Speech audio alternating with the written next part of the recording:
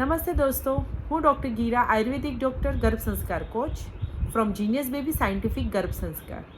આગળના વિડીયોમાં આપણે વાત કરી હતી વોટ ઇઝ ગર્ભ સંસ્કાર.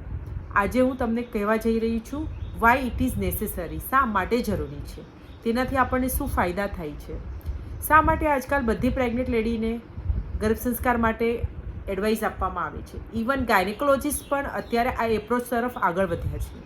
તે પણ પ્રેગ્નેન્ટ લેડીને ગર્ભ સંસ્કાર માટે સલાહ આપે છે. શું ફાયદો છે આ ગર્ભ સંસ્કારથી? સૌથી મોટો બેનિફિટ, ગર્ભ સંસ્કારથી તમે તમારી પ્રેગ્નન્સી જર્ની 9 મંથની પ્રેગ્નન્સી જર્નીને જોયફુલ, પોઝિટિવ અને હેલ્ધી વેમાં લઈ શકો છો. તમારા 9 મહિના તમે પોઝિટિવ રહીને વિતાવી શકો છો.